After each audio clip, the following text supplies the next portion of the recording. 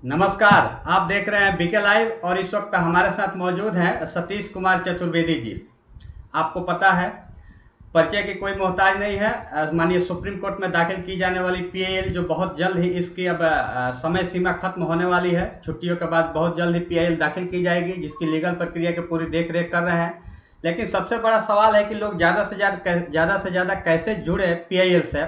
इसकी तमाम प्रक्रियाओं को हम आज अपडेट लेने की कोशिश करेंगे और जो अयोध्या के साथ साथ बस्ती में जो जनसभाएं हुई है वहाँ पर लोगों का रिएक्शन कैसा रहा है। सबसे बड़ी बात है क्योंकि आज अयोध्या बहुत चर्चित जगह बन चुका है। चाहे लोकसभा चुनाव को मद्देनज़र जो आंकड़े आए हैं, नतीजे आए हैं, उसको देख करके खासी आज दुनिया में अयोध्या की चर्चा हो रही है। तो इस तमाम मुद्दों पे हम को चर्चा करेंगे कि आखिर लोगों की भुगतान कैसे हो। इससे संबंध में लगातार हम आप सभी को अपडेट देते रहें कि लोगों के भुगतान के लिए क्या कुछ सही रास्ते निकाले जाएं। उसी संदर्भ में आज हमारे साथ मौजूद है सर। आप चैनल पर समय दिए हैं, इसके लिए बहुत बहुत धन्यवाद सर। नमस्कार। आपको संगठन की ओर से बहुत बहुत हार्दिक स्वागत, अभिनंदन। और आप जैसे हमारे भाई कहा जाए या संगठन का साथी कहा जाए या भगवान के बाद दूसरा नंबर आपका कहा जाए कि 13 करोड़ जमाकर्ता की आवाज को आप एक एक जमाकर्ता तक आपके चैनल के माध्यम से पहुंच रही है। हकीकत आप आईना दिखाने की कोशिश भी कर रहे हैं जमाकर्ता को, और राज्य सरकार को और केंद्र सरकार को भी पीड़ा वहां तक आप पहुंचा रहे हैं। इसके लिए मैं आपका बहुत बहुत आभारी हूं। आपको बहुत बहुत धन्यवाद जी। बिल्कुल। आज मैं थोड़ा सा पहले लोगों को इस संदर्भ में जानकारी देना चाहता हूं, क्योंकि आजकल सोशल मीडिया में बहुत सारी ऐसी खबरें हैं जिससे लोगों को मन में काफ़ी सारी अभी संशय है कि हम किस तरफ जाएं। लगभग देखें तो कुछ लोग हैं जो लीगल प्रक्रिया से जुड़ने या फिर पोर्टल पे जाने से मना कर रहे हैं। कुछ लोग हैं जो लगातार ये भरोसा दिला रहे हैं कि सहारा अभी भी चलेगी, बहुत जल्द इसके नतीजे आने वाले हैं। 3, 4, 5 सितंबर की सुनवाइयाँ है, उसके बाद बहुत कुछ अच्छा होने वाला है। तो और बाकी जो आप सभी हम सभी के प्रयास है कि लोग लीगल प्रक्रिया के तहत जुड़े, जो कि माननीय सुप्रीम कोर्ट ही अब एक अंतिम रास्ता है।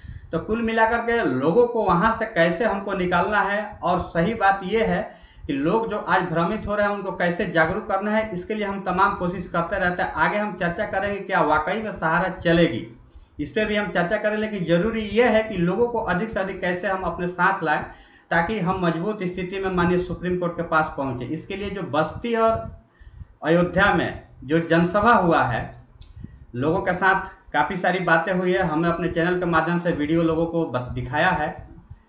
लेकिन आज अयोध्या जो दुनिया में सबसे चर्चित जगह का नाम बना हुआ है लोकसभा नतीजों के बाद, लोकसभा चुनाव के नतीजों के बाद, तो वहाँ के जो लोग हैं उन लोगों का रिएक्शन कैसा रहा जब आप लोग उन लोगों के साथ मिले थे?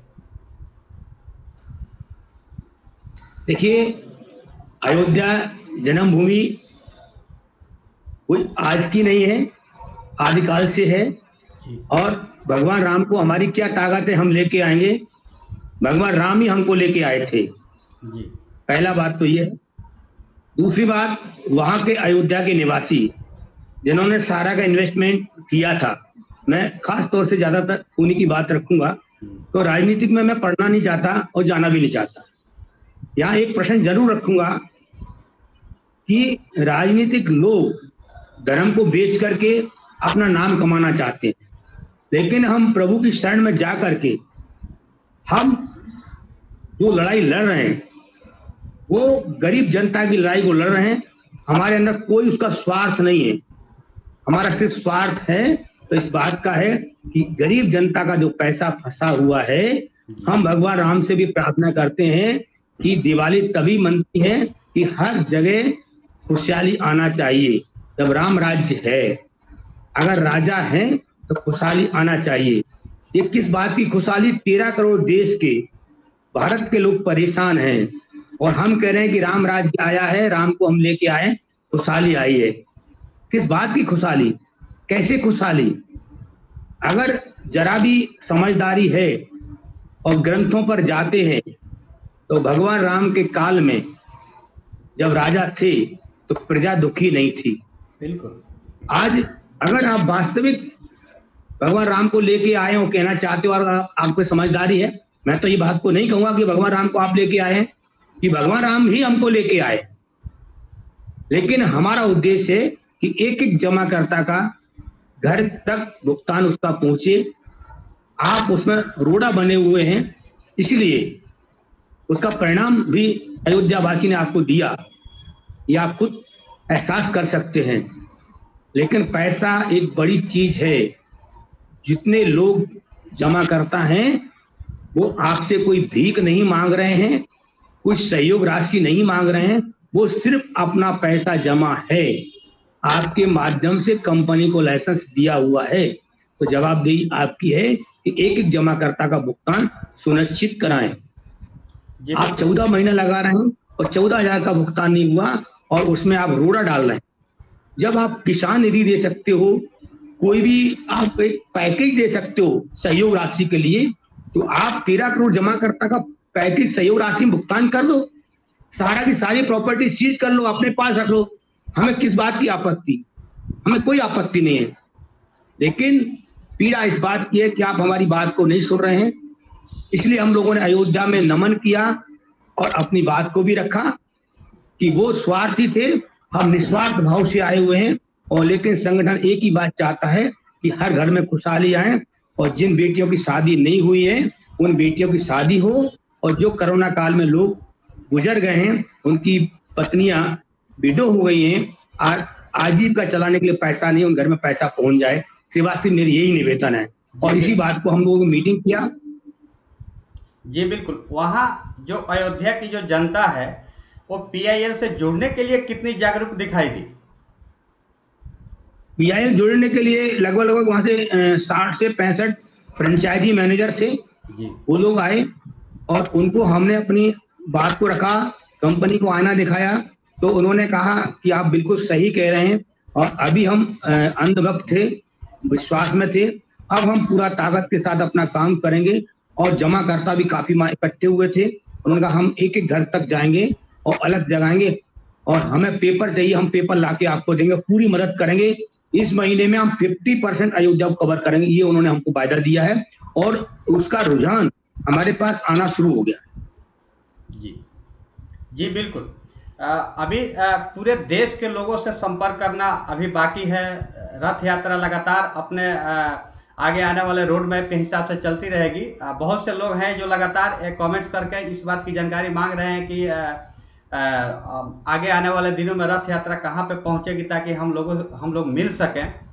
तो अब इसका अगला पड़ाव कहाँ होगा? आपकी अपनी जो उच्च स्तरीय जो कमेटी है उसकी रथ यात्रा, हालांकि अलग अलग स्तरों पर रथ यात्रा हो सकता है आपके माध्यम से चालू होगा, लेकिन आपकी जो उच्च स्तरीय जो कमेटी है उसकी रथ यात्रा अगले पड़ाव कब होगा?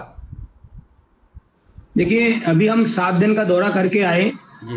और हर राज्य में, हर जिले में हमारा पहुंचना संभव नहीं है, लेकिन हमारे संगठन के साथी और जो हमारे कार्यकर्ता हमारा सहयोग कर रहे हैं जी। रथ का मतलब है बैनर माइक के माध्यम से वो अपने जिले में रथ का आह्वान करेंगे और जनता से आग्रह करेंगे कि आप अपने पेपर दें।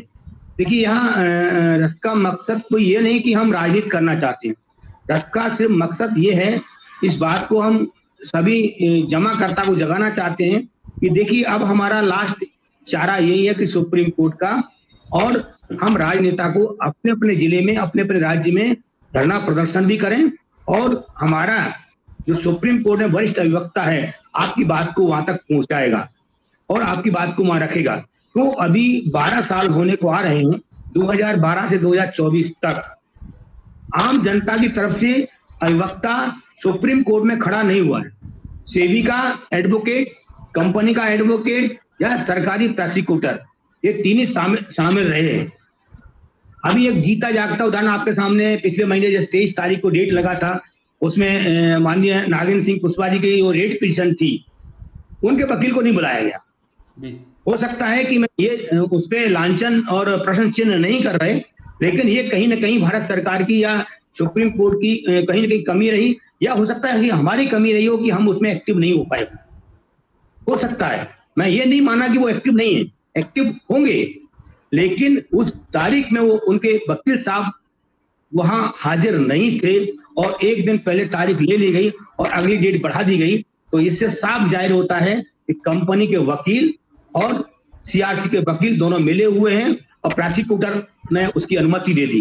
क्योंकि प्रोसिक्यूटर की जवाबदेही होती है कि जब पिटीशन है उसमें जितने लोग शामिल हैं उनका अधिवक्ता होना अनिवार्य है।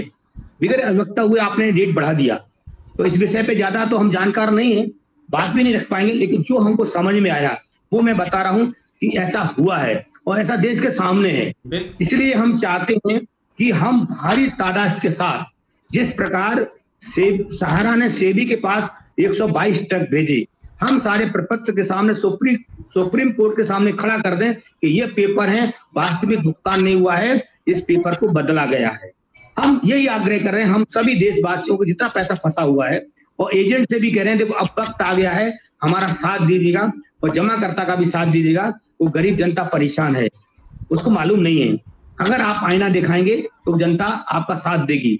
आपके अंदर जो भी भ्रम भ्रांतियां हैं उसको बिल्कुल भूल जाइए। हम जनता के सामने गए, जनता बहुत भोली भाली है, वो चाह भी रही है कि हमको भुगतान मिले, लीगल से भुगतान मिले, हम आपका साथ देंगे।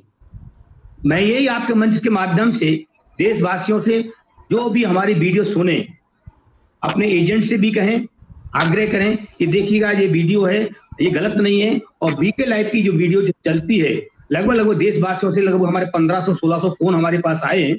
उनका सबका कहना है कि हम उनकी लाइव को देखते हैं और उनकी लाइव को हम विश्वास भी करते हैं। तो हमें पूर्ण आपको विश्वास भी है कि आप पारदर्शिता के साथ अपनी बात को रखते हैं और जो प्रश्न हमारे पास आप उठाते हैं वो सटीक जवाब लेने की कोशिश करते हैं, और हम भी कोशिश करते हैं आपको संतोषजनक जवाब, सही जवाब दिया जाए, कोई गुमराह नहीं किया जाए। जी बिल्कुल, किसी भी संगठन के साथ, किसी भी संस्था के साथ या किसी भी प्रक्रिया के साथ जुड़ने के लिए सबसे बड़ा जरूरी है विश्वास। आज जितने भी हमारे जमाकर्ता बंधु हैं बिल्कुल आम आदमी है, ज़्यादातर लोगों की संख्या जिसमें आम आदमी है, देश के गांव के लोगों की बिल्कुल आम आबादी है, बिल्कुल छोटे छोटे मध्य क्रम के लोग हैं। उनकी पैसा फंसा हुआ है, तो उन लोगों के साथ हम निष्पक्ष भाव से अपनी बात को रखते हैं, लोगों के पास सही जानकारी पहुंचाने की कोशिश करते हैं ताकि लोग अधिक से अधिक लीगल प्रक्रिया के साथ जुड़ सकें। हाँ, उनके पास स्वतंत्रता है, वो जिसके साथ जुड़ना चाहें बिल्कुल आज़ाद हैं, लेकिन उनको अपने अंदर एक प्रकार से एक निर्णय लेना होगा कि कहाँ मुझे सही राह मिल सकती है। इसके लिए हम लगातार आप सभी के साथ चर्चा करके लोगों के साथ एक अच्छा निर्णय लेने के लिए जागरूक करते रहते हैं। लेकिन अब जो ये रथ यात्रा जो शुरुआत हुई है, मैंने शायद इतिहास में ये एक रथ यात्रा जो इससे पहले राजनीतिक गतिविधियों में हमने सुना था, हालांकि उस वक्त तो हम लोग काफ़ी अभी छोटे थे, लेकिन इस वक्त वर्तमान में हम पहली बार निवेशकों के भुगतान की समस्याओं का समाधान निकालने हेतु रथ यात्रा निकली है, जो बहुत ऐतिहासिक है। ये पहली आइडिया आया किसके मन में शायद?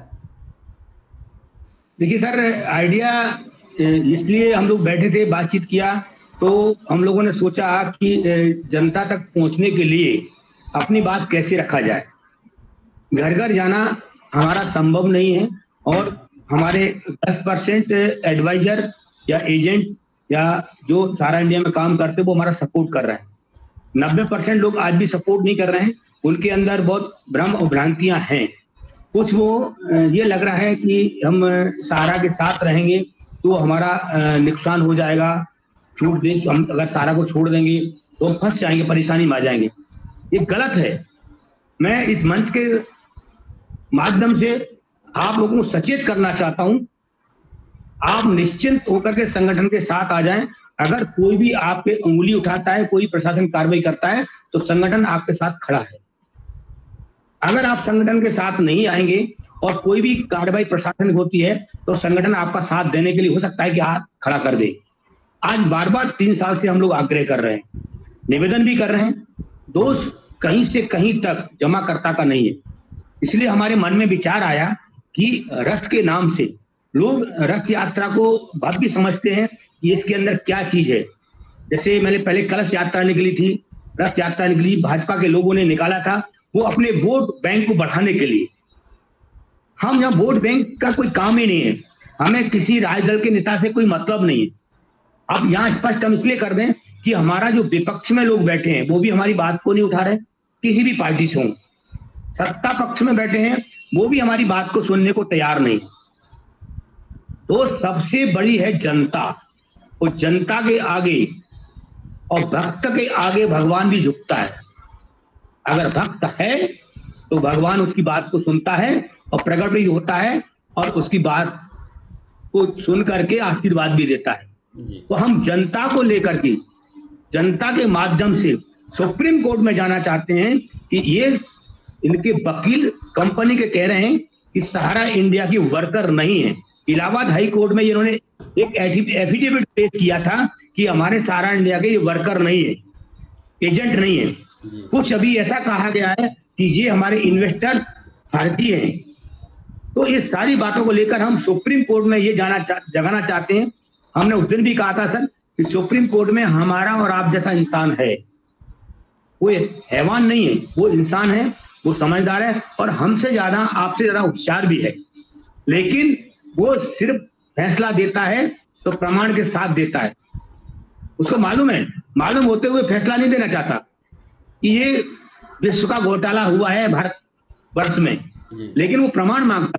तो मैं प्रमाण के साथ सुप्रीम कोर्ट में जाऊंगा और जाने की तैयारी हमारी हो भी चुकी है। कुछ हमारे साथी भ्रमित करते हैं कि साहब सुप्रीम कोर्ट से क्या होगा। तो ऐसे साथी से मैं कहना चाहता हूं कि आप किस मार्ग से पैसा दिलवाना चाहते हैं। अभी बात जो हुई है वो सुप्रीम कोर्ट में मात्र भारत सरकार ने मल्टी क्रेडिट कॉर्पोरेट सोसाइटी की 3 की बात करी, पहले 4 की बात कर रहा था माननीय हमारे सहकारिता मंत्री अमित शाह जी, अब 3 पे आ गए। एक कंपनी उन्होंने छोड़ दी। तो बाकी जो कंपनियां हैं उसका भुगतान रोकने के लिए किसने कहा, किसने मना किया?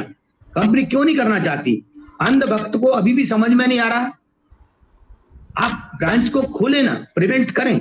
अगर नहीं खोलना चाहते तो आपका सॉफ्टवेयर है, आपका बनाया हुआ सॉफ्टवेयर है, सीआरसी में आप मिली भगत से काम हो रहा है, तो आप अपने सॉफ्टवेयर से पेपर मंगा के आप उसका पेमेंट चालू कर दीजिएगा। ऐसा सुप्रीम कोर्ट ने कहां ऑर्डर किया है कि पेमेंट नहीं होगा? आज भी मना नहीं किया। और भारत सरकार जो सुप्रीम कोर्ट गई है वो 5,000 करोड़ रुपए लेके आई है। या बात जो हो रही है 2.5-3 लाख करोड़ की बात हो रही है। आप पेमेंट देना शुरू तो करो ना। और जो लोग यूट्यूबर पे कहना चाहते हैं वो कहते हैं कि साहब कंपनी चलेगी, हम कंपनी को चलाएंगे, ऐसा हो जाएगा। मैं ऐसे सभी भाइयों से कहना चाहता हूं आप सभी लोग इकट्ठे होकर करके और सपना राय ओपी श्रीवास्तव से मिलें। जी बिल्कुल, इस भुगतान हो जाए, कंपनी से कोई आपत्ति नहीं। जी बिल्कुल, इस टॉपिक्स पे हम थोड़ी विस्तार से चर्चा करेंगे क्योंकि ये बहुत ज़रूरी है। हम आगे चर्चा करेंगे, लेकिन पहले एक और मैं आपसे थोड़ा सा सवाल रखना चाहता हूँ। अभी मैं थोड़ा सा हमारे लिए सहारा इंडिया के एक निवेशक बेहद महत्वपूर्ण है, चाहे वो देश के किसी कोने में हो या फिर विदेशों में भी हो। हमारे देश में जो कुछ लोग, नेपाल के लोग भी यहाँ आकर के रहते हैं और लोगों ने पैसा इन्वेस्ट किया है। मैंने पहले काफ़ी नेपाल के लोगों से भी कमेंट के माध्यम से बातचीत किया था और आज भी वही मैं अभी देख रहा था मेरे चैनल पे, जो लोग नेपाल से लोग जो जुड़े हुए हैं वो 0.4% है अभी भी लोग। मैं यहाँ स्क्रीन पे थोड़ा सा दिखा देना चाहता हूँ। यहाँ देखिए 0.4%, और सऊदी अरबिया से जो लोग हैं वो 0.2% है। ये काफ़ी मायने रखता है क्योंकि विदेश में भी लोग हैं। हो सकता है नेपाली लोग जो खुद यहाँ आकर के पहले अपना पैसा इन्वेस्ट किया, आखिर उन लोगों के लिए क्या रास्ता निकल सकता है? कुछ रास्ता है? देखिए, रास्ता के लिए यही है कि अगर हो सके वो आपके माध्यम से, आपके फोन के माध्यम से, हमारे फोन के माध्यम से वो अपने प्रपत्र हमको अवेलेबल करा दें, हार्ड कॉपी। तो हम सुप्रीम कोर्ट में सामने ये पटल पर रख सकते हैं कि ये देश की कंपनी, भारत सरकार की कंपनी और भारत वर्ष के लोगों के लिए थी। ये विदेश का पैसा इन्वेस्टमेंट क्या इनको अनुमति दी गई जी? और अगर अनुमति दी गई तो इनके लोगों ने उसको ऑडिट जब किया तब क्यों नहीं पकड़ा? ये साफ जाहिर है कि भारत सरकार की यहाँ पर पूरी गलती है जी। कई लोगों ने, ये देश के लोगों को भी समझना चाहिए जी। कई लोगों जो लोग राज्यों देशों में बैठे उनको भी समझना चाहिए जी। कई लोगों ने पूछा है कि हमने पहले कमेंट में पढ़ा था कि हम नेपाल से हैं, हम क्या करेंगे, मेरा पैसा कैसे मिलेगा? तो अगर वो प्रपत्र भेजेंगे तो उनके पास जो डॉक्यूमेंट्स है, आधार कार्ड हुआ, पैन कार्ड हुआ, तो वो तो यहाँ का तो होगा नहीं, अगर होगा तो अच्छी बात है, कैसे उनके पास बना है वो अलग की विषय है, लेकिन उनका प्रपत्र अगर नेपाल का होगा जो डॉक्यूमेंट्स है तो क्या एक्सेप्ट हो जाएगा? देखिए, हम पूरी कोशिश करेंगे, प्रमाण हमारे पास चाहिए ना पहले सर जी। हम सुप्रीम कोर्ट, देखिए अभी आपने कहा कि हमारे स्क्रीन पर ये आ रहा है जी, तो हम ये बात पूछना चाहते हैं सुप्रीम कोर्ट से कि भारत सरकार ने लाइसेंस भारतवर्ष के लोगों के लिए दिया सारा इंडिया को, तो नेपाल का पैसा इन्वेस्टमेंट कैसे हुआ? अगर हुआ है तो उसका रास्ता कैसे निकला, उनका पैसा कैसे मिलेगा? तो हम प्रमाण होगा तभी सुप्रीम कोर्ट पे रख पाएंगे जी। जब हमारे पास प्रमाण नहीं होगा तो हम सुप्रीम कोर्ट तो बातों से मानेगा नहीं। बिल्कुल नहीं, तो प्रमाण चाहिए ना, प्रमाण चाहिए जी। और प्रमाण अगर उसका नेपाल के लोगों का आधार कार्ड है वो प्रमाण है कि ये नेपाल का व्यक्ति रहने वाला है। भारत का प्रमाण उसके पास होगा नहीं। अगर भारत का प्रमाण है तो अच्छी बात है, लेकिन कहीं का भी पैसा हो किसी भी देखिए, ये हम इस बात को रखना चाहते हैं कि हमको ये प्रमाण दे दें, सिर्फ प्रमाण दे दें और हम अपनी लड़ाई जीत जाएंगे जी। ये बहुत बड़ा राय है, हम इसको आपके मीडिया के माध्यम से खोलना नहीं चाहते, सिर्फ प्रमाण दे दें और ये अपना संगठन की लड़ाई जीत जाएंगे और इसको भुगतान मिल जाए।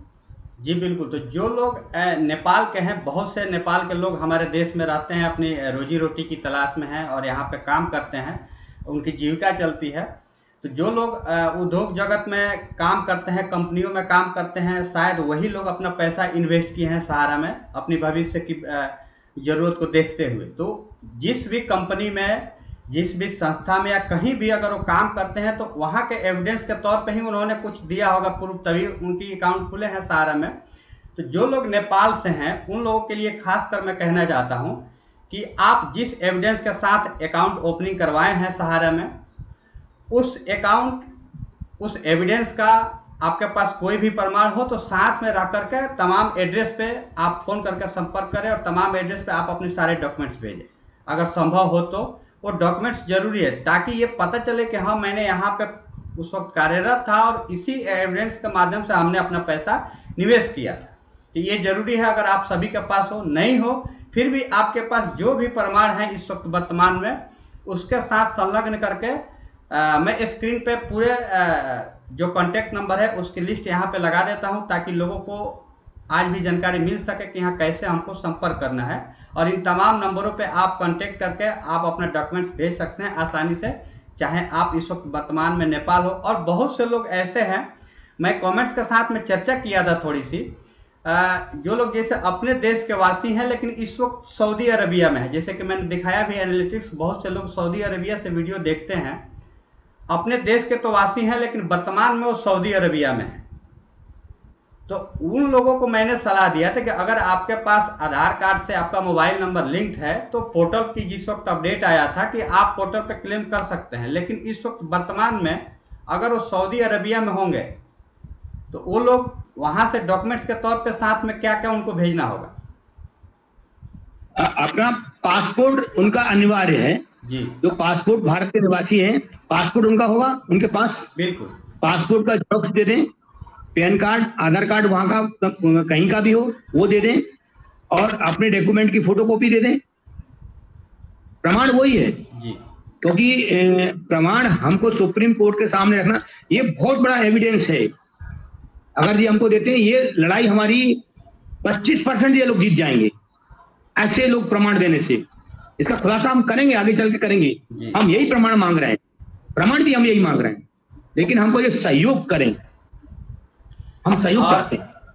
जी बिल्कुल। जब प्रमाण की बात आती है, एविडेंस की बात आती है, तो एक सीधा बिल्कुल स्पष्ट सवाल है कि लोगों के मन में ये है कि अगर हम अपना सारी प्रमाण दे देते हैं तो हमारे साथ कोई धोखा हो सकता है क्या? नहीं, आपका जो भी एविडेंस होगा, मैं सिर्फ यहां आपसे कहना चाहता हूं, मेरा नंबर डिस्प्ले करें और सिर्फ मेरे को ही दें, बाकी किसी भी को नहीं दें। जो विदेश में लोग रहने में उनके लिए बात कर रहा हूं, ओनली उनके लिए जी। वो सारे डॉक्यूमेंट जो भी उनका है, जो भी प्रमाण है, वो सिर्फ पर्सनली हमारे नंबर पे हमसे बात करें और हमको दें।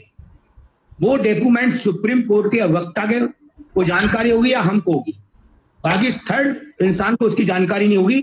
और कोई आपके साथ गलत नहीं होगा, इससे आप निश्चिंत रहें, 101% रहें। किसी भी कंडीशन पे हम आपके साथ गलत नहीं करेंगे। जी, जो लोग नेपाल में हैं इस वक्त, पहले यहाँ पे कार्यरत थे, अभी इस वक्त अपने देश में है, नेपाल में है, या फिर जो हमारे देश के वासी हैं इस वक्त जो वर्तमान में सऊदी अरेबिया फिर विभिन्न जगहों पे हैं, अगर वे लोग PIL से जुड़ना चाहते हैं तो अपने डॉक्यूमेंट्स इस वक्त मैं चतुर्वेदी जी का नंबर डिस्प्ले पे शो कर देता हूं, सीधा आप इनसे संपर्क करके जो भी डॉक्यूमेंट्स है भेज सकते हैं। हमारा मकसद है सभी लोगों को जोड़ना, हमारे लिए एक एक निवेशक महत्वपूर्ण है, सभी लोगों को उतना ही अधिकार है अपना भुगतान पाना जितना इस देश में इस वक्त जो बड़े निवेशक हो या छोटे निवेशक हो, सभी लोगों का उतना ही अधिकार है। इसीलिए हम उन लोगों के भी मुद्दे को आज उठाने की कोशिश किया, क्योंकि बहुत लोग हैं 0%, 0.4% और 0.2% मिलाकर के 6% होते हैं, ये कोई छोटा मोटा आंकड़ा नहीं है। तो अब ये जो बाहर लोग हैं उनके लिए है, लेकिन जो हमारे इस देश के वासी जो आज आपके साथ डॉक्यूमेंट शेयर किए हैं, उनके साथ किसी भी प्रकार की कोई संभावना आगे कोई धोखा होने की, ताकि लोगों के मन में क्लियरिटी और विश्वास एक बहुत बड़ी डोर होती है लोगों के साथ जुड़ने के लिए। तो ये एक भरोसा लोगों को देना है, ताकि लोग अभी भी गुमराह करने के लिए गुमराह कर रहे हैं कि आप अपना डॉक्यूमेंट दे देंगे तो ये फ्रॉड हो जाएगा, वो फ्रॉड हो जाएगा। निजी स्तर पे लोग बातचीत में ऐसी बातें करते हैं। देखिए, यहाँ हम स्पष्ट करना चाहते हैं कि पहली बात, अपना ओरिजिनल डॉक्यूमेंट किसी को नहीं देना है। बिल्कुल। कोई भी संगठन मांगे, कोई भी अधिवक्ता मांगे, ओरिजिनल सर्टिफिकेट नहीं देना, और हमको सिर्फ चाहिए फोटोकॉपी चाहिए।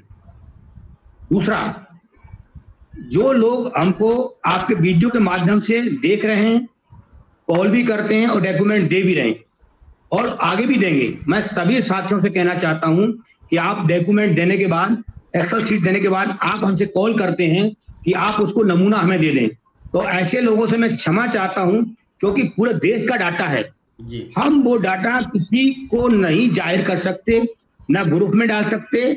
आपने डाटा हमको दिया, हमने डाटा को ऐड किया, अगर उस डाटे में किसी प्रकार की कोई त्रुटि है तो हम कॉल करके आपको बताएंगे कि इस त्रुटि को पूरा करें और हमको दोबारा से डाटा दें, पहली बात। दूसरी बात, सर्टिफिकेट मैंने आपसे बोला है कि सर्टिफिकेट की फोटोकॉपी जो आप करा रहे हैं, किसी भी फोटोकॉपी वाले के पास जाएं, आप उसको अपनी भावई टालना न समझें, फोटोकॉपी साफ और स्वच्छ कराएं। तीसरी बात, आप उस फोटोकॉपी को करा रहे हैं, उस पेपर को आप आधा कर रहे हैं, पूरे पेपर से आप आधा कर रहे हैं, मैं चाहता हूं कि उस पेपर को आधा करके न भेजें, यानी फुल पेज पे जो फोटोकॉपी करा रहे हैं फुल पेज चाहिए। चौथी बात, आप लोग अपना 1 रुपए बचाने के चक्कर में एक कॉपी आगे और एक कॉपी पीछे कर रहे हैं, ऐसा न करें, क्योंकि सुप्रीम कोर्ट में जो भी अधिवक्ता देखते हैं वो आगे फ्रेंड देखते हैं, पीछे नहीं देखते। पीछे जी बिल्कुल। पांचवी बात, कुछ हमारे साथी 2 सर्टिफिकेट को जोड़ के फोटोकॉपी कर रहे हैं, मैं ऐसे साथियों से भी कहना चाहता हूं, आप अपना 1-2 रुपए का लालच यहाँ हटा दें, पेपर साफ और स्वच्छ और एक ही पेपर दें। 2 पेपर जुड़े हुए हैं, उसकी दोनों की एक साथ कॉपी करके दें, डाटा आपका पूरा सुरक्षित रहेगा, सही रहेगा और आपका सुप्रीम कोर्ट में बाकायदा पेश उसी प्रकार से किया जाएगा जिस प्रकार आप हमको दे रहे हैं। वो हमको काफी गलती यहाँ समझ में आ रही है, आप लोग डाटा को दे तो रहे हैं, लेकिन 10% लोग डाटा ऐसा दे रहे हैं वो हमारे किसी काम का नहीं है और कह रहे साहब हमने कर दिया, ये गलत बात है। आप अपना पैसा खर्च कर रहे हैं, फोटो वाले को पैसा दे रहे हैं, साफ और स्वच्छ आपका नाम, आपका अकाउंट नंबर, आपका मूलधन हमको और मेच्योरिटी अमाउंट दिखना चाहिए। तीसरा, कई लोग साथी का फोन आ रहे हैं कि आपकी PIL दाखिल कब हो जाएगी। इसका मतलब ये नहीं कि हमने आज डाटा दे दिया और आज PIL दाखिल हो जाएगी। हमको वो प्रपत्र इकट्ठे कर रहे हैं और हम दे भी रहे हैं और हम शीघ्र दिल्ली पहुंचने वाले हैं इसी महीने के अभी लास्ट के पहले तक, क्योंकि कुछ चीजें उन्होंने मांगी है वो उनको दूंगा और देने के बाद सारा ड्राफ्ट क्लियर हो रहा है, कुछ कमियां हैं मैं उसको ठीक करूंगा। अभी जैसे मान लो आपने भी कहा तो नेपाल में लोग रह रहे हैं, कई लोग रह रहे हैं, अगर ऐसा लोगों को डाटा आएगा तो हम उसको भी मेंशन कराएंगे। अगर मान लीजिए वो वक्त 1 महीने का मांगते हैं, 15 दिन का मांगते हैं, तो हमारी जवाबदेही है कि हम ऐसे प्रमाण को लेने के लिए हमको अभी डिले करना पड़ेगा, क्योंकि हर ठोस प्रमाण पत्र के साथ हम जाना चाह रहे हैं, क्योंकि हम चाहते हैं कि ज्यादा हमको डेट न मिले, कम डेट में हमारा काम हो जाए। जी जी बिल्कुल। अब चूंकि एक थोड़ी सी बात मेरे मन में ख्याल आई कि अगर हम नेपाल या फिर सऊदी अरेबिया की बात किए हैं, तो आगे आपसे थोड़ी सी मैं जानकारी चाहूँगा कि अगर नेक्स्ट टाइम कभी भी अगर नेपाल या फिर सऊदी अरेबिया से जो लोग अगर आपसे संपर्क करते हैं इस वीडियो को देखने के बाद, चूंकि हम लगातार कोशिश करते रहते हैं कि सभी लोगों को एक मंच पे लाया जाए, तो अगर इस वीडियो को देखने के बाद अगर आपसे संपर्क करते हैं अपनी प्रपत्र सौंपने के लिए, तो कृपया उन लोगों की एक अलग लिस्ट आप बना करके रखेंगे, ताकि ये लोगों के समक्ष रखना जरूरी है कि देखिए आज हमारे पास यहाँ से भी लोग जुड़ रहे हैं। लोगों को ज़्यादा से ज़्यादा जुड़ने की संख्या देख करके भी लोगों में एक विश्वास पैदा होता है। जब लोग दुकानों पे, एग्जाम्पल के तौर पे मैं कहना चाहता हूँ, जब दुकानों पे जो लोग लंबी कतारें देखते हैं, भीड़ देखते हैं, तो लोगों को ऐसा लगता है कि बहुत कुछ खास बिक रहा है, बहुत कुछ अच्छा बिक रहा है, तभी लोगों की यहाँ भीड़ है। इसी संदर्भ में मैं आपसे जानकारी आगे मांगूंगा कि अगर इस वीडियो को देखने के बाद बाहर से लोगों की संख्या अगर आती है कि नहीं आती है तो कितनी होगी, आगे हम जानकारी लेंगे। लेकिन अब इस देश के लोग कितने अभी तक PIL से जुड़ चुके हैं, क्या कोई आंकड़ा है अभी तक? ये जरूरी इसलिए है, मैं आंकड़े इसलिए कह रहा हूं कि मैंने पहले भी कहा कि जब लोगों की एक संख्या दिखेगी कि हाँ हमारे साथ अभी इतने लोग जुड़ चुके हैं, तो एक विश्वास बनता है कि नहीं लोग जुड़ रहे हैं, मुझे भी जुड़ने में कोई दिक्कत नहीं है। बिल्कुल स्पष्ट है, क्योंकि जितने भी लोग हैं हम आपके जैसे ही लोग हैं, ना कोई हम बड़े हैं, ना कोई आप हैं, ना हमारी कोई जनता छोटी है। हम सभी बिल्कुल एक प्लेटफॉर्म के आदमी हैं और हम चाहते हैं कि जो आम जनता के मन में बिल्कुल एक छोटा छोटा जो भ्रम है उसको बिल्कुल अलग कर दिया जाए, ताकि स्वतंत्र रूप से लोग जुड़ सके। तो लोगों को ऐसा लगता है कि नहीं हम अभी अकेले शायद जुड़ रहे होंगे, तो हो सकता है कहीं हमारे साथ कोई धोखा हो सकता है। जब लोग ज़्यादा से ज़्यादा जुड़ रहे होंगे तो लोगों के समक्ष एक सटीक जाएगा जानकारी कि नहीं लोग जुड़े हैं। तो क्या अभी आंकड़े हैं कोई कि हाँ अंतिम आंकड़ा कितने लोग अभी तक जुड़ चुके हैं? दो चीज मैं आपको यहाँ स्पष्ट कर दूं। पहली चीज तो जो आपने बोला कि डाटा कैसे, हमने भारतवर्ष के लोगों के लिए 3 डाटा तैयार किया है जी। पहला डाटा है वो समस्त देशवासी जिनका पैसा सारा इंडिया में लगा हुआ है, वो एक डाटा है। दूसरा डाटा हमने जो तैयार किया है तो जो देश से लोग गुजर गए, जो देश छोड़ के चले गए, यानी वो गुजर चुके, जा चुके, या वो कहा जाए कि वो उनका निधन हो गया, ऐसे लोगों का डाटा भी तैयार किया है जी। तीसरा डाटा हमने वो तैयार किया है कि भारतवर्ष के लोग विकलांग, मैंने पहले भी आपके माध्यम से कहा था, और जिनका विकलांग सर्टिफिकेट है, एक विकलांग वो है जिनके हाथ पैर काम नहीं कर रहे हैं, पैरालाइज हो गया है, और दूसरा उनका डाटा जैसे मान लो किसी का एक पैर नहीं है, किसी के 2 पैर नहीं है, किसी का एक हाथ नहीं है, किसी के 2 हाथ नहीं है, किसी के दोनों आंखें नहीं है। इस टाइप का डाटा किया कि हम ये सुप्रीम कोर्ट के सामने रख सकें।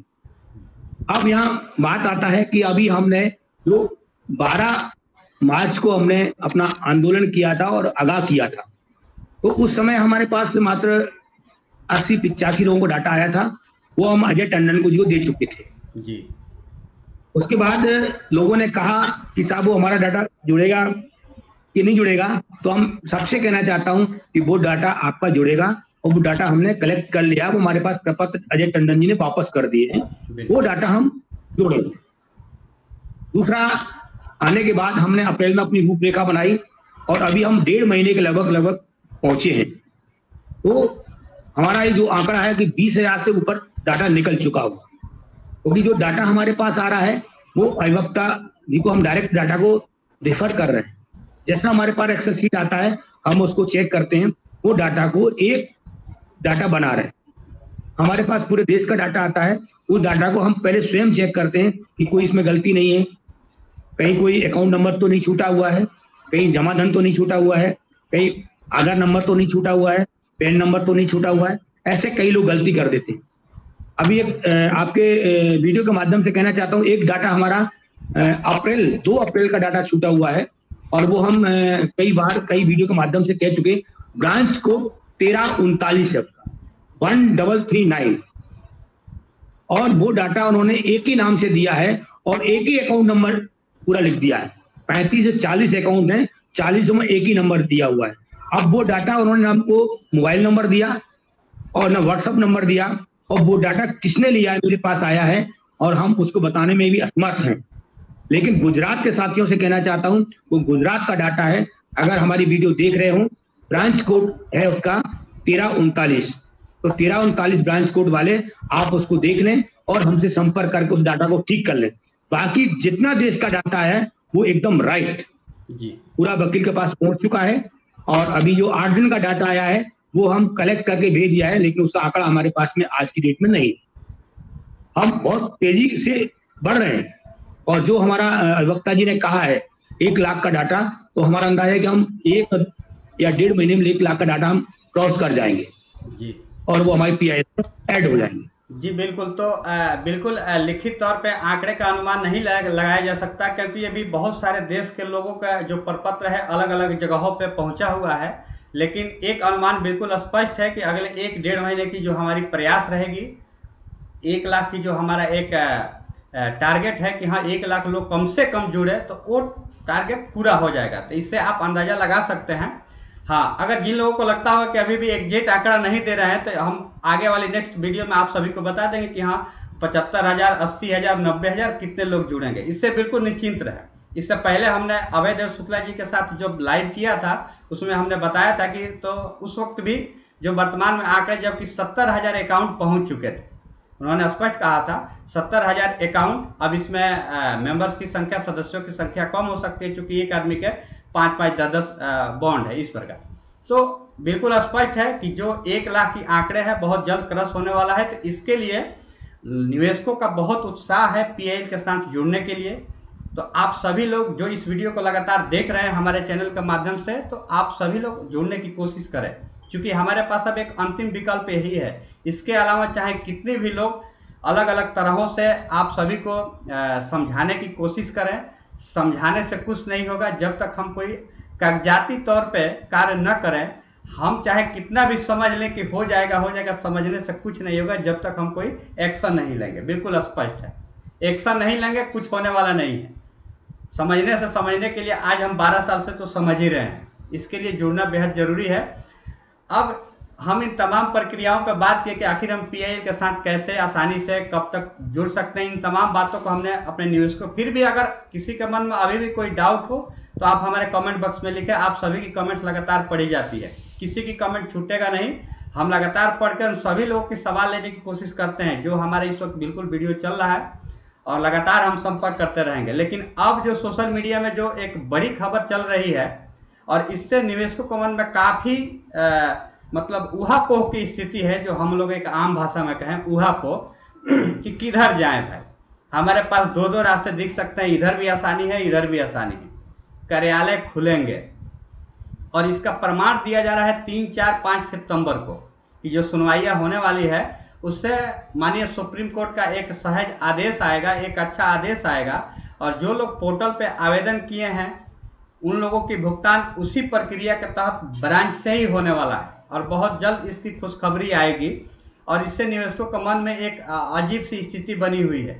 आखिर इसमें सच्चाई कितनी है, क्योंकि आप भी इसके काफ़ी अंदर खाने तक आप जुड़े हुए हैं, बड़े बड़े लोगों से पहचान है। हम तो ये नहीं कहेंगे कि आप अंदर खाने से खबर दें, क्योंकि बहुत लोग अंदर खाने से खबर देते हैं। लेकिन जो आपकी जितनी समझ है, जितनी बातचीत होती हुई ऊपर सहारा के लोगों से, तो क्या कुछ सही बात है कि क्या वाकई में सहारा कार्यालय खुल सकते हैं?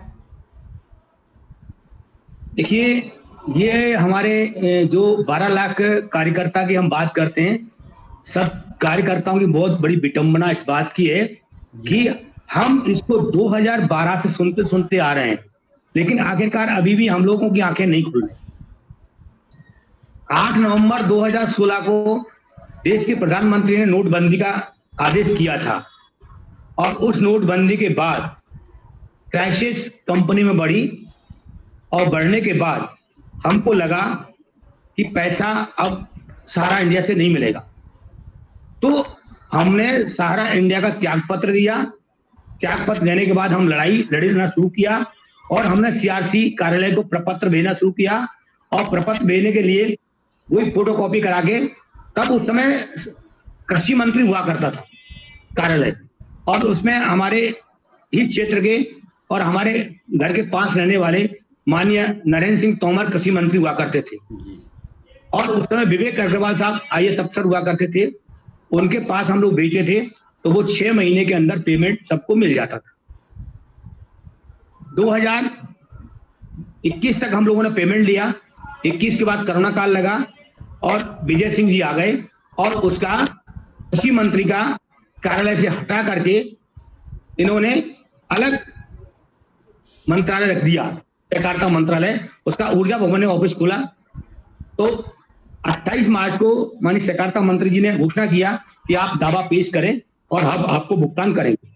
हमने उनकी बातों को माना और दावा भी पेश किया फोटोकॉपी के साथ में, लेकिन पेमेंट नहीं हुआ। ये मैं इतनी लंबी बात इसलिए कर रहा हूं, ये इनको प्रमाण देना चाह रहा हूं कि ऑफिस कैसे खुलेगा। तो ऑफिस कोरोना काल से धीरे धीरे बंद शुरू हो गए, ऑफिस बंद भी हो गए और पेमेंट मिलना भी बंद हो गया। जब सहकारिता मंत्री ने मीटिंग करी और उसमें सारे लोग पहुंचे, तो वो लोग उनकी मीटिंग में थे जो सारा के चाटुकार थे। तो मंत्री जी के सामने 120 आवेदन लिए गए और 15 दिन के अंदर उन्होंने 120 आवेदन का 10-10 हजार का भुगतान कर दिया और पूरे प्रिंट मीडिया, इलेक्ट्रॉनिक मीडिया में आया कि भाजपा सरकार सहारा जमाकर्ता का भुगतान शुरू जी। तो मैं पूछना चाहता हूं, जो सोच रहे हैं कि ऑफिस खुलेगा, यानी 120 इंटू 10,000, 11,20,000 रुपए का भुगतान पूरे भारतवर्ष में हुआ। उसके बाद जैसे जैसे दावा पोर्टल पर गया, संगठन ने मना किया कि आप दावा पेश न करें, लेकिन दावा गया। जाने के बाद आज 99% दावा को रिजेक्ट कर दिया और उसमें लोगों का पैसा कंप्यूटर के माध्यम से एक एक व्यक्ति का, किसी का 200, किसी का 400, किसी का 500, बल्कि 5-5 हजार रुपए खर्चा हुआ और आज सारा का सारा डाटा डिसमिस बता दिया। अब री सबमिट करें, फिर वो कंप्यूटर वाले को उतने पैसा देंगे। होगा कि नहीं होगा ये मालूम नहीं है। तो आपके मंच के माध्यम से कहना चाहता हूं कि सारा डाटा सारा इंडिया के पास है। तो जो लोग CRC कार्यालय को देख रहे हैं, जो रिटायर्ड जज देख रहे हैं, क्या उनको समझ में नहीं आ रहा कि सारा इंडिया को फटकार लगाई जाए? डाटा वो कलेक्ट करके क्यों नहीं देना चाह रहे? आज अभी कल मैंने सुबह लाइव देखा था बिहार का, उसमें उन्होंने कहा था कि 10 रुपए स्टाम्प पेपर को करके उसको डाटा को मेंशन करें। अरे भाई, 5,000 करोड़ रुपए की राशि, धनराशि है, तब पूरे देश को कैसे आप भुगतान कर देंगे? लाइबिलिटी 2.5 से 3 लाख करोड़ की है। तो आप क्यों सारा को फटकार लगाना चाह रहे हैं? आप कार्यालय सारा उसको डिफिशिएंसी को हटा के आपको पास दे, आसानी होगी। क्या ऑफिस खुलने से पेमेंट हो जाएगा? अगर ये लोग चाह रहे हैं ऑफिस हो जाएगा, तो मैं फिर भी कहा और आज भी कह रहा हूं, आगे भी कह रहा हूं, बाकी कंपनी को पेमेंट कौन करेगा? किसने रोका? पेमेंट करो ना, क्यों नहीं कर रहे? मैं कहना चाहता हूं कि ऑफिस सारा इंडिया के लाखों लाखों दूर, कोसों दूर तक चले जाओ, ऑफिस खुलने वाला नहीं है। ये भ्रम है हमारा और ज्ञानदान वाले आकर के झूठ पे झूठ बोल रहे हैं और हम लोग उस बातों में आ रहे हैं। प्रिय साथियों, मैं बार बार आपसे निवेदन कर रहा हूं, अब एक ही रास्ता बचा है, वो है लीगल, दूसरा है आंदोलन। दोनों में आप हमारा सहयोग करें, भुगतान संभव हो सकता है और जनता का वो बड़ा दरबार है, भगवान भी आशीर्वाद देते हैं। आप हमारे साथ आइएगा, पेमेंट होगा, 100% होगा जी। जबकि आज जो रीसबमिशन पोर्टल है, जो सहकारिता मंत्रालय की तरफ से दूसरा पोर्टल रीसबमिशन करने के लिए लाया गया, उस पर स्लैब जो बढ़ा दिया गया, 20,000 थे उसको 5 लाख रुपये तक कर दिया गया, लेकिन रीसबमिशन हो नहीं रहे हैं, ओपन ही नहीं हो रहा है। एडिट करने का ऑप्शन ही आएगा, फिर किसी का आता भी है तो वहाँ डायरेक्टली लिख देते कि अभी तक डेटा उपलब्ध नहीं कराया गया। जबकि इसके ठीक विपरीत खबरें लोगों के पास इस प्रकार से परोसी जाती है कि रीसबमिशन जानबूझ करके धीमा किया गया है या फिर रोक दिया गया है, ताकि 3, 4, 5 सितंबर तक ऐसे ही मामले चले और सुनवाई के बाद एक अच्छा आदेश आ जाएगा, आपका भुगतान ब्रांच से मिल जाएगा। क्या वाकई में लोगों की इतनी पहुंच है कि वो लोग इतनी अंदर खाने तक की खबर पहुंचाते हैं कि रीसबमिशन सहकारिता मंत्रालय को भी ऐसी कदम उठाना पड़ रहा है? हमको तो लगता है ये भ्रमित कर रहे हैं, ऐसा नहीं, पहुंच नहीं है जी। शायद। दूसरा, एक अभी वीडियो आया था, उसमें ITI के माध्यम से ये पूछा गया था कि सारा श्री का डेथ हुआ तो कहाँ हुआ जी, उसका पोस्टमार्टम हुआ तो कैसे हुआ, सारी कॉपी मांगी गई थी जी। तो सहकारिता मंत्रालय ने के माध्यम से उसका संतोषजनक जवाब नहीं मिला है। तो अंधभक्तों से कहना चाहता हूं, जो आपके सामने, जिसको आप सलूट करते हो, जिसको आप अभिभावक मांगते हो, जिसको आप सारा श्री मानते हो, यानी आज दिन तक देश में किसी ने अपने आप के आगे श्री नहीं लगाया है। जो किसी भी समाज में हो, चाहे हिंदू में हो, चाहे सिख में हो, चाहे ईसाई में हो, चाहे मुस्लिम में हो, अपने आप में ये अनुमोदन नहीं किया है। अगर अनुमोदन किया है तो उसके देश को सलाम किया है, सलूट किया है, और वो निष्पक्ष स्वार्थ भाव से उन्होंने देश की सेवा की है, समझाने की कोशिश की है। आपके साथ छलावा किया है, आपके साथ धोखा किया है, आपके जमाकर्ताओं के साथ धोखा किया है, और फिर भी आप कह रहे हो कि सारा श्री है। जब उनकी डेथ हो चुकी, उनका प्रमाण साबित नहीं कर रहे, और सुप्रीम कोर्ट में आज दिन तक डेथ सर्टिफिकेट नहीं लगाया, तो इससे बड़ा धोखा क्या हो सकता है सर? कैसे समझाऊं इन अंधभक्तों को? कैसे मैं बताऊं? क्या करूं? मैं हनुमान जी नहीं हूं, छाती फाड़ के आपको बता दूं। आपको समझना होगा, आपको साथ देना होगा, एक एक जमाकर्ता का पैसा निकालने के लिए आगे आना होगा। हमारी बात को मान जाओ, प्लीज, रिक्वेस्ट है आपसे। जी बिल्कुल। हमारे देश की आम जनता अगर आज जिस प्रकार से हम सभी, ऐसा मैं नहीं कह रहा कि सिर्फ हम ही, इसके अलावा बहुत सारे लोग हैं जो लगातार जागरूक करने की कोशिश कर रहे हैं। आज सोशल मीडिया की दौर है और लोग जागरूक हो भी रहे हैं, तभी आज एक प्रकार से जो दबाव का माहौल बना है, चाहे सरकार के ऊपर और या फिर एक अच्छा खासा हम न्यायिक प्रणाली से जुड़ने की जो बातचीत कर रहे हैं, ये आज जागरूक होने का ही नतीजा है। ये आज से 10 साल पहले नहीं था, अन्यथा हम जब लोगों की बॉन्ड है रियल एस्टेट हाउसिंग से क्यूसॉप में और क्यूसॉप से सोसाइटी में, ये नतीजा देखने को नहीं मिला होता। ये हम सब की ही एक गलती है। आज हम सुप्रीम कोर्ट को कह रहे हैं कि सुप्रीम कोर्ट देख नहीं रहा है, एक अच्छा निर्णय नहीं दे रहा है, जल्दी हमारे केस को संज्ञान में नहीं ले रहा है। सुप्रीम कोर्ट ने 2012 में ही लोगों की अपने भुगतान लेने के लिए 15% ब्याज के साथ आदेश दिया था। लोग ले नहीं पाए उस वक्त, क्यों? क्योंकि उनको और ज़्यादा ज़रूरत थी कि आज 15% मिल रहा है, आने वाले दिनों में हमारा ये 30% हो जाएगा। और इसी चक्कर में हम इस देश की आम जनता जो उस वक्त जागरूक नहीं थी, आज अगर उस वक्त जागरूक होती तो हमारी जो बॉन्ड थी वो क्यूसॉप में और फिर सोसाइटी में ऐसे मामले नहीं हुए होते और उसी वक्त हमारा भुगतान मिल गया होता। इसीलिए लगातार हम कह रहे हैं कि जागरूक होने की जरूरत है, ताकि सच्चाई है वो लोगों के समक्ष मिल सके। सच्चाई जरूरी है। आज भी हम उसी दौर में हैं कि क्या वाकई में सहारा कार्यालय खुलेगा और हमारा वहाँ भुगतान से मिलेगा। आज से 2012 का आदेश देखिए और उस वक्त की परिस्थिति देखिए। उस वक्त भी हमने एक लालच ही कहे ना, लालच नहीं तो और क्या, आम जनता के मन में यही लालच था कि हाँ भाई हमारा और भी ज़्यादा हमारे ब्याज मिलेगा, 3 साल 4 साल 5 साल के बाद और हमारा पैसा डबल हो जाएगा, तभी तो हमने कन्वर्ट करवाया। हाँ, बहुत ऐसे लोगों का है जिनके मर्जी के बगैर भी कन्वर्जन हुआ है, ये भी सच्चाई है। मर्जी के बगैर भी कन्वर्जन हुआ है, तो आज उन लोगों के लिए क्या कहेंगे? क्या वाकई में आज से उस वक्त को ही हम आज जिएंगे कि फिर हमको इससे अलग करना होगा?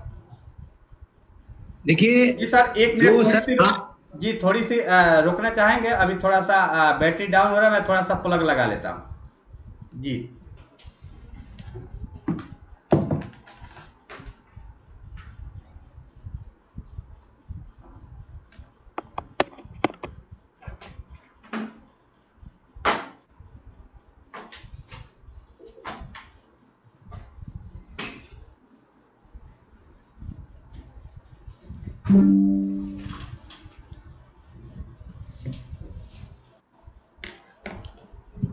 जी बिल्कुल, बात को जारी रखें। ओके, हो गया।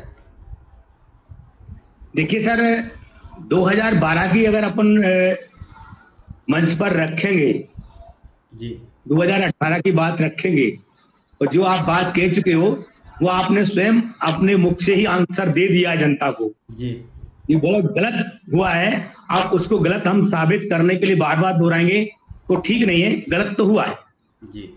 और आज जो प्रमाण आया है कि आपका साइन मैच नहीं कर रहा, तो इस वीडियो को जो लोग देख रहे हैं अपने गलेबान में जाके कि हमने क्या जनता के साथ किया है, एक शॉर्ट में मैं उत्तर दे रहा हूं इसलिए, और अब इस उत्तर को आप समझ जाएं और जाग जाएं, उसी में आपकी भलाई है। और नहीं, रक्त तो निकला है और रक्त निकलेगा और जनता को जगाने की कोशिश करेगा, इसमें आपको दिक्कत खड़ी हो सकती है। जी बिल्कुल, मैं इसके लिए वो दौर इसके लिए याद दिलाने की कोशिश किया, क्योंकि सब पैसा किसको अच्छा नहीं लगता है। आज हमको हमारे अगर 5 सालों बाद वापस फिर से 15% ब्याज के साथ मिल जाए तो हमको पैसा किसको अच्छा नहीं लगता है। अच्छा तो सबको लगता है, लेकिन आखिरकार मिला नहीं, नतीजा क्या हुआ। तो आज वो दौर हम न जिए इस वक्त के वर्तमान में। आज अगर इतना हम सोशल मीडिया के माध्यम से लोगों को जागरूक करने की कोशिश कर रहे हैं, वो दौर ना आए, फिर से वो लालच वाली स्थिति ना पैदा हो कि आज से फिर 10 साल बाद हमें फिर यही बातें करना पड़े कि हाँ हमने 2024 में भी हमारे साथ ऐसा मौका आया था और हमने वो गलती कर दिया। फिर आज से 10 साल बाद ये बातें कहने को मौका न मिले। शायद इसीलिए मैंने आज से 10 साल पहले की जो खबरें थी उसका हवाला दिया कि तो लोग जागरूक हो सकें, फिर से दोबारा ऐसा हम गलती न करें। हम आज भी इस लालच में नहीं रहें कि नहीं सहारा मुझे वापस बुला करके पैसा देगी। देना होता तो आखिर उसको रोका किसने है। तो इसलिए लोग 2012 में जब सुप्रीम कोर्ट ने आदेश किया था, उस समय ब्रांचों में चेकबुक भी आ चुकी थी और पैसा देने के लिए कहा गया था। तो उसमें सारा का सारा दोष जो है वो फ्रेंचाइजी गार्जियन से लेकर के टॉप सीनियर और टॉप मैनेजमेंट की सारे branch manager, sector manager, region manager, RM, zonal chief और हेडक्वार्टर तक ये गुमराह किया गया। और उनकी बातों में आकर के ये भोले भाले 12 लाख कार्यकर्ता फंस गए। उनका प्लान था और उन्होंने ये साबित कर दिया कि हमने जनता को कैश में पेमेंट कर दिया। हमने उस दिन भी कहा था, आज भी कह रहा हूं, मैं ये साबित करूंगा कि आपने पेमेंट किया, कैसे किया। पैसा इतना कैश धन आपके पास कहां से आया, ये सब साबित करके आप लोग सिर्फ हमारा साथ दें। जी अच्छा, अभी अगर कुछ कोई सहारा के जो इस वक्त वर्तमान में कार्यरत कोई अधिकारी हो, चाहे वो किसी भी पद पे हो, कभी उसने संपर्क करने की कोशिश किया कि नहीं आपसे, आप सभी की टीम से, कि हाँ कुछ आगे रास्ते निकल सकते हैं? हमने कोशिश किया लेकिन वो लोग कोशिश नहीं करना चाहते जी। हमने कोशिश किया, वो लोग कोशिश नहीं करना चाहते।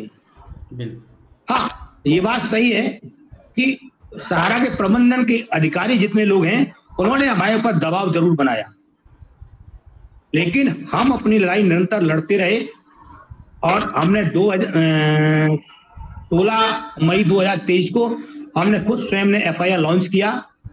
तब तक हमने मध्य प्रदेश में एफआईआर लॉन्च कराया था, मैंने अपनी एफआईआर लॉन्च नहीं किया था जी। फिर सारे लोगों को जवाब ये रहा कि साहब आपने एफआईआर लॉन्च क्यों नहीं किया। तो मैंने स्वयं ने एफआईआर लॉन्च किया और लॉन्च कराने के बाद अधिकारी का फोन आया कि आप अपने पेपर हमको दे दें, हम आपका भुगतान कर देंगे। लेकिन हमने कहा हम ओरिजिनल पेपर नहीं दे सकते, हमारा आप भुगतान कर दें विद ब्याज के साथ, हम तब पेपर देंगे। लेकिन हमारा भुगतान करने से हमारे ग्वालियर शहर के लोगों का भुगतान नहीं हो जाएगा। हमने अपनी उस समय मांग रखी थी, तो हमने ग्वालियर जिले की मांग रखी थी। उसके बाद हमारे पास किसी का फोन नहीं आया।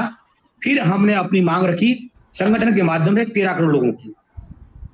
ग्वालियर हाईकोर्ट में भी गए, जबलपुर हाईकोर्ट में भी गए, दिल्ली हाईकोर्ट में भी गए और हम पटना हाईकोर्ट में भी गए। सारे हाईकोर्ट के ऑर्डर, उपभोक्ता के ऑर्डर ले जा करके हम लोगों ने वहां दिए। हाँ, इतना जरूर हुआ, यहां कैसे हुआ, किस प्रकार हुआ, किस नेता का दबाव माने या किस अधिवक्ता का दबाव माने या किसी कंपनी के वरिष्ठ अधिकारी का दबाव माने कि मार्च में ग्वालियर जिले का 50 लाख का, अप्रैल में 50 लाख का, 1 करोड़ का भुगतान हुआ कंज्यूमर कोर्ट के माध्यम से अरेस्ट वारंट पे, और वहां प्राइम सिटी अकाउंट से माध्यम से ड्राफ्ट के माध्यम से भुगतान हुआ।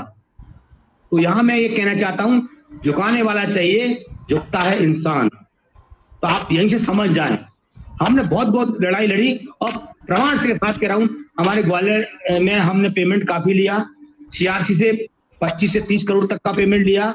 और हमारे संयुक्त ऑल इंडिया जन आंदोलन संघर्ष न्याय मोर्चा के हमारे बीरेंद्र सिंह सोलंकी, उन्होंने जब विधानसभा का घेराव किया था उसके तुरंत बाद 8 करोड़ का भुगतान किया। जहां जहां दबाव बनाया कंपनी ने भुगतान किया है और आज भी भुगतान कर रही है। लेकिन हमारे चाटुकार कह रहे हैं कि सीआरसी से होगा, तो सीआरसी उस समय कहां चला गया? उस समय सीआरसी नहीं था क्या? जब उनका भुगतान हो सकता है तो आम जनता का भुगतान क्यों नहीं? तो यहां कहीं ना कहीं सहारा इंडिया के जितने भी बड़े अधिकारी हैं और भारत सरकार के सीआरसी के अधिकारी हैं, दोनों लोग आपस में, राजनेता ये लोग सब मिले हुए हैं। इसलिए मैं जगाना चाहता हूं, भाई जाग जाओ, अभी वक्त है। मुट्ठी है तो लाख की, खुली है तो खाक की। और अगर एक मुट्ठी का घूंसा पड़ेगा तो नाक फूट जाएगी, और एक अंगुली का घूंसा पड़ेगा तो अंगुली टूट जाएगी। शक्ति में वो ताकत है, संगठन में वो ताकत है। आप लोग हमारा साथ दें, भुगतान पाई पाई का दिलवा कर रहूंगा। जी जी, लेकिन कुछ लोग ऐसे हैं जो इससे पहले अपने एजेंट को, अपने कार्यकर्ता को बॉन्ड, ओरिजिनल बॉन्ड भुगतान लेने हेतु सौंप चुके हैं। बहुत लोग ऐसे हैं जिन्होंने भाई कार्यालय के माध्यम से भुगतान लेने के लिए अपने कार्यालय में बॉन्ड, ओरिजिनल बॉन्ड जमा कर चुके हैं। अगर उनमें से कुछ लोगों की ही ऐसी संख्या होगी तो उन लोगों के लिए क्या ऑप्शन हो सकता है? हमने कहा था कि एक सादा आवेदन थाना प्रभारी के नाम से लिखें कि हमारी ब्रांच यहाँ खुली थी, हमने इस एजेंट के माध्यम से पेपर जमा कर दिए, लिहाजा सहकारिता मंत्री माननीय अमित शाह जी ने 28 मार्च को घोषणा किया था कि अपना दावा पेश करें और हम भुगतान कराएंगे। हमारे पास क्योंकि ओरिजिनल पेपर नहीं है, या तो कार्यालय खुलाकर पेपर दिलाया जाए या इनके खिलाफ एफआईआर दर्ज की जाए, और उस एफआईआर में उसका नाम, उसका अकाउंट नंबर मेंशन करें, हम उसको सुप्रीम कोर्ट में रखेंगे और उनका वही एविडेंस है, उनका भुगतान हो जाएगा। अगर ये कहा जाए कि हमने दे दिए, हमारे पास प्रमाण नहीं है, तो ये तो मुश्किल है। बगैर प्रमाण के साथ हम कागज नहीं ले सकते जी। प्रमाण चाहिए, चाहे एफआईआर का हो, चाहे आपका ओरिजिनल हो। जी बिल्कुल। तो जिन लोग ने अपने भुगतान लेने हैं तो कार्यालय में या फिर एजेंट के पास ओरिजिनल बॉन्ड जमा कर दिए हैं, तो उन लोगों के लिए जानकारियाँ थी, क्योंकि हर लोगों के लिए हर स्तर से जानकारी पहुंचाना मैं जरूरी समझता हूं। अब देश के निवेशकों की भी बातें हुई, लेकिन जो कार्यकर्ता वाकई में परेशान हैं, जो कार्यकर्ता हैं जो वाकई में परेशान हैं, लेकिन उनके साथ दिक्कतें ये है कि निवेशकों का भी काफ़ी अच्छा खासा दबाव है और वो अपनी परेशानी किसी से कह नहीं पा रहे हैं। अपनी परेशानी किससे कहें, वो खुद हम यहाँ बिल्कुल स्पष्ट कर देना चाहता हूँ कि हम यहाँ किसी भी न ही कार्यकर्ता और न ही सहारा, किसी की विरोधी नहीं है, किसी के दुश्मन नहीं है। हम लगातार एक अच्छा रास्ता निकालने की, एक अच्छा प्रयास करने की कोशिश कर रहे हैं ताकि लोगों को समाधान हो। जो भी कार्यकर्ता इस वक्त अपनी ईमानदारी पूर्वक जिन्होंने कार्य किए हैं, वो लोग आज परेशान हैं। वो खुद भी एक निवेशक के तौर पे भी परेशान हैं, उनकी भी अपनी पैसा इसमें इन्वेस्ट है, लेकिन आज वो लोग जो बाहर नहीं निकल पा रहे हैं, आखिर उनके लिए एक अंतिम संदेश, क्योंकि जरूरी है, कार्यकर्ता दोनों तरफ से मारा हुआ है, एक खुद निवेशक के तौर पे भी और निवेशकों का जो उनका पैसा इन्वेस्ट कराने का दबाव है भुगतान न देने के कारण, उसका भी। उन लोगों के लिए अंतिम संदेश क्या कहना चाहेंगे? देखिए, मेरा कहना यह है, और मैं 4 साल से कहता भी आ रहा हूं, जो भी एजेंट लोग हैं, अपने जमाकर्ता का व्हाट्सएप नंबर ग्रुप बनाएं, हमको एडमिन कर दें, हम सारी जानकारी देंगे। पहला काम। दूसरा काम, मैं ये चाहता हूं कि वास्तविक आप अपने गले को फांसी का फंदा जो बनाए हुए उसको बाहर निकालना चाहते हैं, तो आप जमाकर्ता को एक मीटिंग कर लें, आप हमारे संगठन के साथ ही किसी को बुला लें, और आप नहीं कह पा रहे, हम कहेंगे, और संगठन आपकी जवाबदेही लेता है पूरा भुगतान दिलाने का और पूरा जमाकर्ता का, कि आपके पास आंच नहीं आएगी। अगर आप सच्चाई नहीं बताएंगे उसको और ये कहते रहेंगे कि सीआरसी से भुगतान हो जाएगा और आपका कार्यालय खुलने से भुगतान हो जाएगा, तो मुझे ऐसा लगता है कि शायद 7 पीढ़ी बीत जाएंगी, भुगतान होना संभव नहीं है। और जो हम चिल्लाते आ रहे हैं कि 13 करोड़, तो सुप्रीम कोर्ट देखिए सबूत मांगता है। अगर आप हमको पेपर नहीं देंगे तो हम कैसे मानेंगे कि आपके जमाकर्ता हैं? पेपर तो देना पड़ेगा ना, पेपर देना पड़ेगा, आपको आगे आना पड़ेगा। अब आप कह रहे हैं कि हमने जमाकर्ता के साथ गलती की है और हम नहीं बताना चाहते, तो मैं आपके सामने खड़ा हूं, सतीश चतुर्वेदी, संगठन के साथी सभी, कोई भी राज्य, कोई भी जिला वहां तक पहुंचेगा, आपकी मीटिंग करेगा, पूरी जवाबदेही आपकी जमाकर्ता की लेगा, लेकिन आपको साथ देना होगा। उस समय जमाकर्ता आपसे भला भी बोल सकता है, तो आपको सुनने की सहनशक्ति करनी पड़ेगी, मजबूरी है, लेकिन आखिरकार वो जमाकर्ता आपको मारेगा नहीं, जमाकर्ता आपको गांव से निकालेगा नहीं, आपके मकान पर कब्जा नहीं करेगा। अगर सच्चाई नहीं बताएंगे वो कुछ भी आपके साथ व्यवहार कर सकता है। अब वक्त आ गया है सच्चाई बताने का कि सारा इंडिया भुगतान कर नहीं रही है और सीआरसी आपका डिफिशिएंसी मैसेज दे रही है, तो हम सीआरसी के माध्यम से भी लड़ेंगे, सुप्रीम कोर्ट में भी जाएंगे और जनता का दरबार के माध्यम से राजनेता और राज्य के जितने मुख्यमंत्री वहां तक दबाव बनाएंगे जिससे आपका भुगतान सुनिश्चित हो जाए। जी बिल्कुल। सच्चाई कड़वी होती है, लेकिन अगर एक बार सच्चाई को रखेंगे तो आपको आने वाले दिनों में अनेकों झूठ नहीं बोलने पड़ेंगे।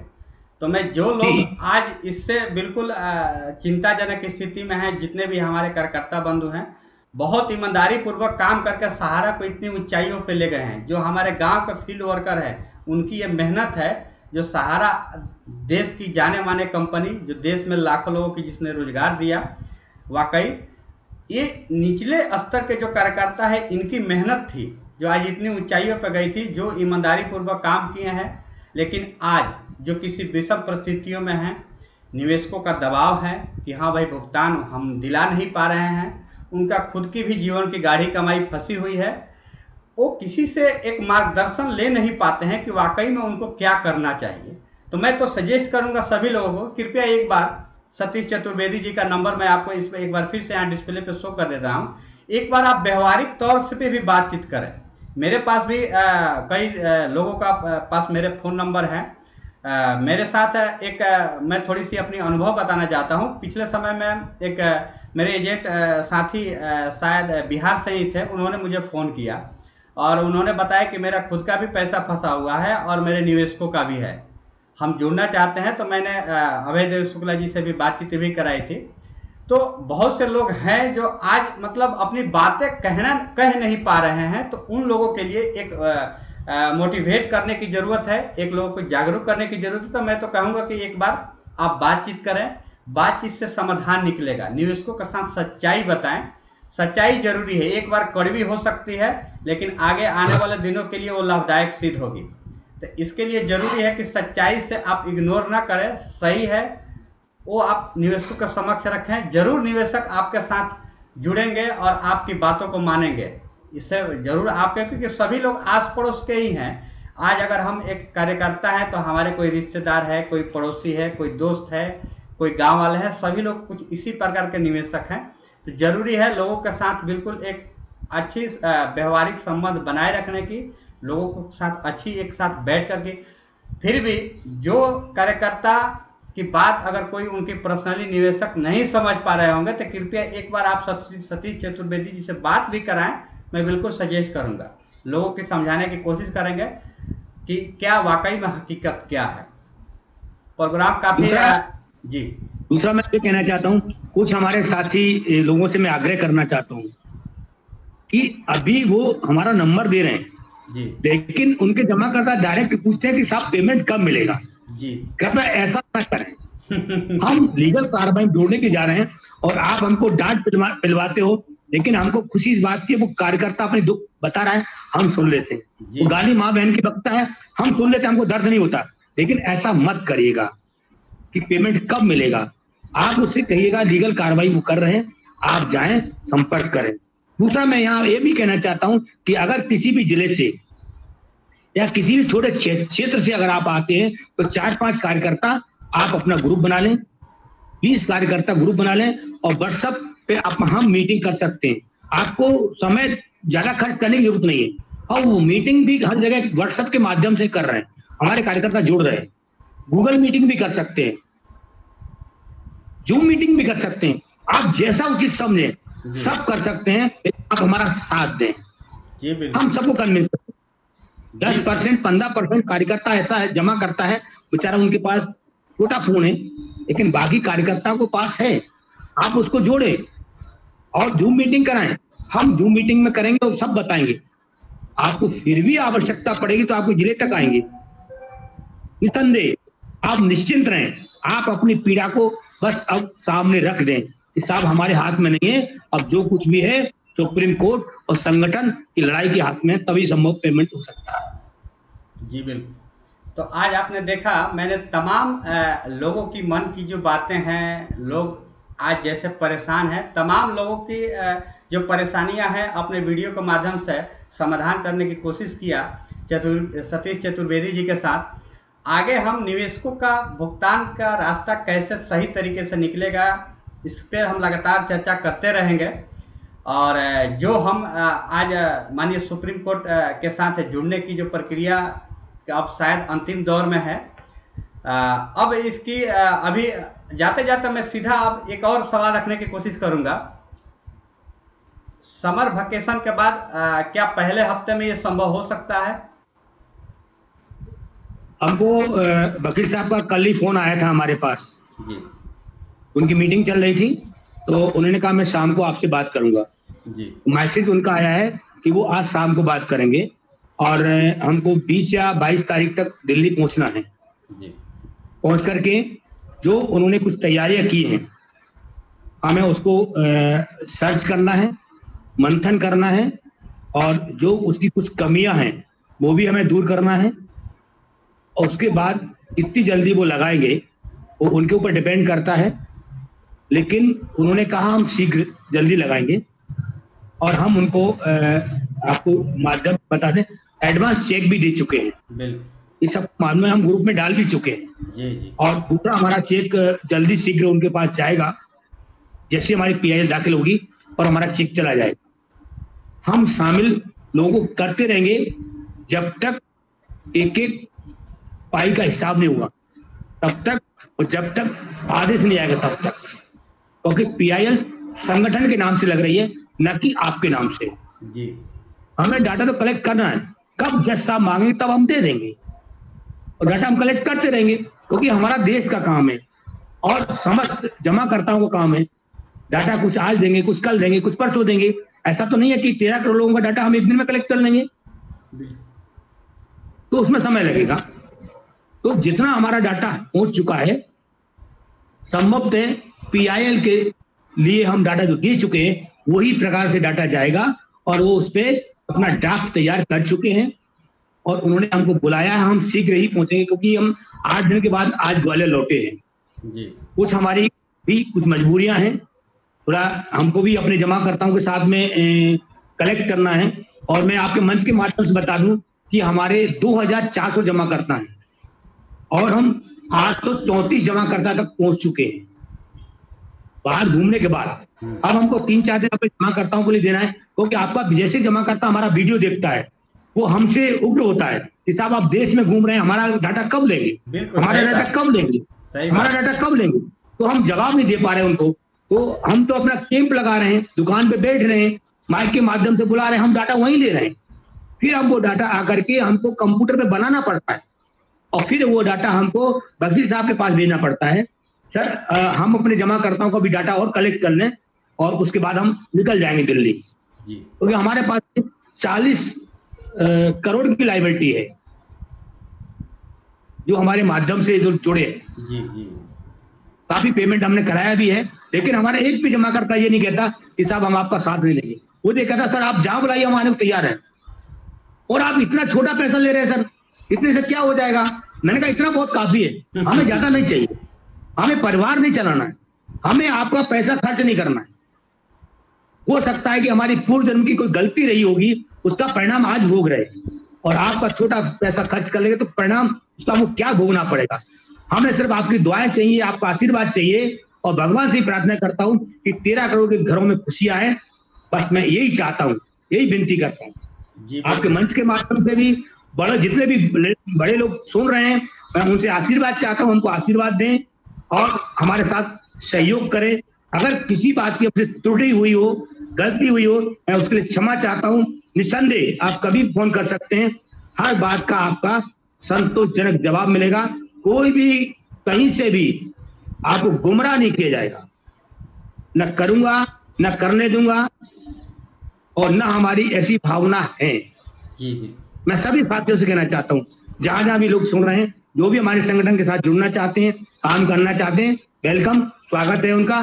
सहयोग करें और डाटा ज्यादा से ज्यादा दें।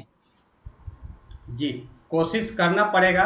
अगर हमें अपनी मंजिलें पानी है तो कोशिश करना पड़ेगा। कोशिश करने वालों की कभी हार नहीं होती, ये सच्चाई है। तो इसके लिए कोशिश वाले हमें रास्ते में रहना होगा, न कि घर में बैठने वाले। कोशिश करेंगे तो हमारी नाम कोशिश करने वाले की लिस्ट में रहेगी, और जिस दिन समाधान होगा तो हमारी समाधान भी उसमें शामिल होगा। ये सच्चाई। आपने अपना बहुत कीमती समय दिया है। हम निवेशकों के लगातार समक्ष जो बातें रखते हैं ताकि उनको हर पहलू को जानकारी मिल सके, और तमाम पहलुओं को हमने लेने की कोशिश किया है, चाहे वो मानिए सुप्रीम कोर्ट का आदेश हो पूर्ववत में, या फिर इस वक्त की वर्तमान का सहारा रिफंड पोर्टल हो, या फिर सहारा कार्यालय के जो अंदर खाने की खबर आती है। आप तो शायद इतने बड़े होने के बावजूद भी आपके पास तो कोई अंदर खाने की खबर नहीं आती है कि हाँ कार्यालय किस डेट से खुलने वाले हैं। लेकिन फिर भी जितनी सारी भ्रम भ्रांतियाँ हैं लोगों के समक्ष बिल्कुल क्लियर करने की कोशिश किया है।